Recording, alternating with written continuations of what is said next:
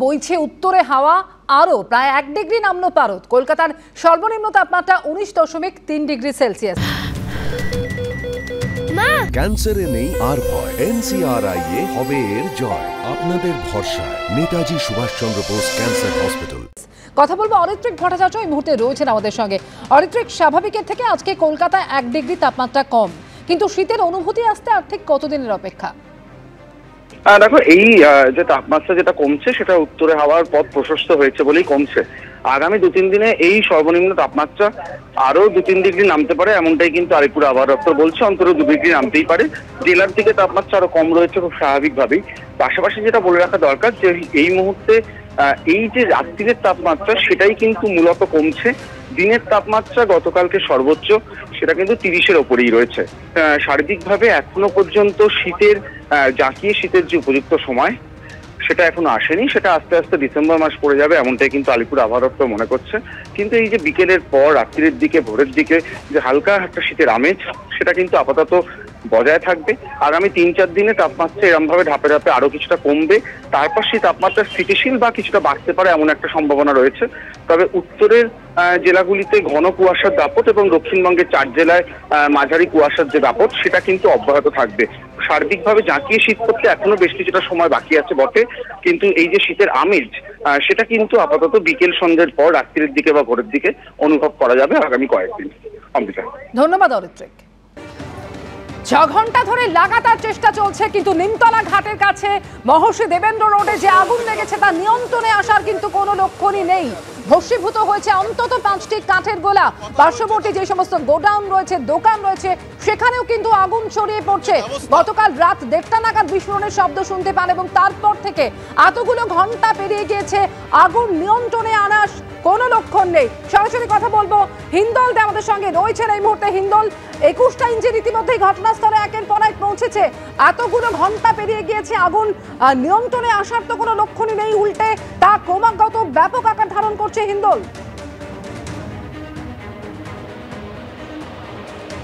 একেবারে দেখো, আগুন কিন্তু ক্রমাগত ব্যাপক আকার ধারণ করছে বলেই কিন্তু ইঞ্জিনের সংখ্যাও বাড়ানো হয়েছে। ইতিমধ্যে 21টি ইঞ্জিন রয়েছে, তেমনটাই দমকল সূত্রে খবর। তুমি দেখতে পাচ্ছ এই যে একটি কাঠের গোদাম, সেখানে কিন্তু এখনও পর্যন্ত দমকল কর্মীরা আগুন নিয়ন্ত্রণে আনার যেমন চেষ্টা চালাচ্ছেন। আগুন কিছু কিছু জায়গায় নিয়ন্ত্রণে আসলেও পকেট ফায়ার সেগুলো থেকে কিন্তু নতুন করে আবারও আগুন তৈরি হচ্ছে এবং সেই আগুন কিন্তু ছড়িয়ে পড়ছে।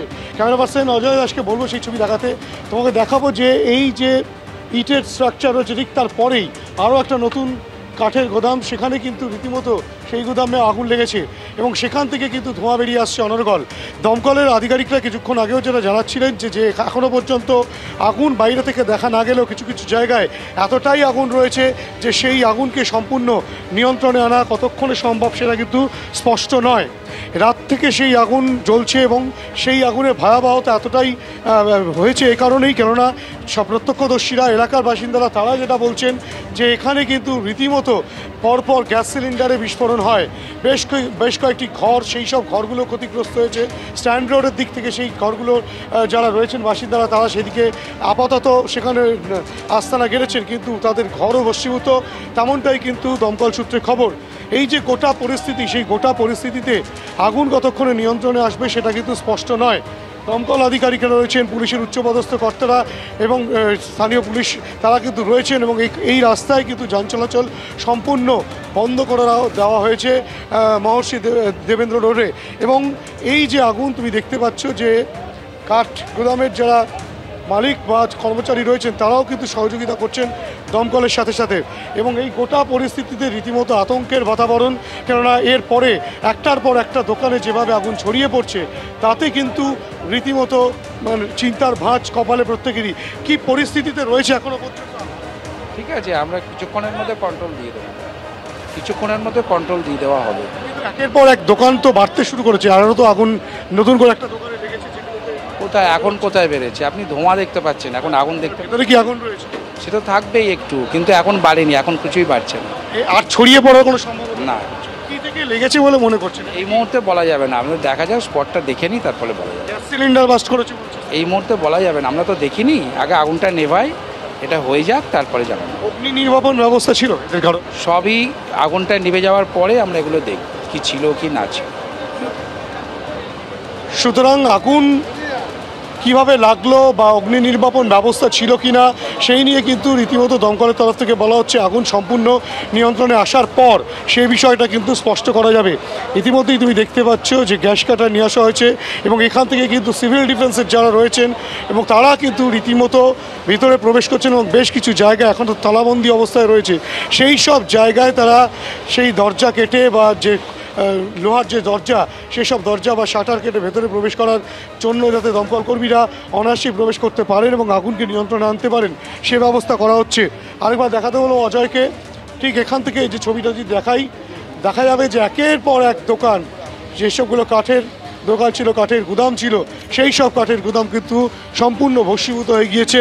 এবং শুধু তাই নয়, যেহেতু কাঠ ও দাহ্য বস্তু এবং সহজেই সেই কাঠ জ্বলে যায় এবং গ্যাস সিলিন্ডারে যেভাবে বিস্ফোরণ হয়েছে তার ফলেই কিন্তু আগুন এতটা ছড়িয়েছে তেমনটাই কিন্তু স্থানীয়রা বলছেন এবং দমকলের তরফ থেকে বলা হচ্ছে কিভাবে আগুন সেটা তারা স্পষ্টভাবে জানতে পারবেন আগুন সম্পূর্ণ নেওয়ার পর, ফরেন্সিক বিশেষজ্ঞরা আসার পর, ফরেন্সিক পরীক্ষার পর কিন্তু সমস্ত বিষয়টা স্পষ্ট হবে। গোটা পরিস্থিতিতে যান চলাচল সম্পূর্ণ বন্ধ রাখা হয়েছে এই রাস্তায় এবং কতক্ষণে আগুন সম্পূর্ণ নিয়ন্ত্রণে আসবে সেটা কিন্তু দমকলের পক্ষে এখনও পর্যন্ত স্পষ্ট করে বলা সম্ভবপর নয়, তেমনটাই দমকল জানাচ্ছে।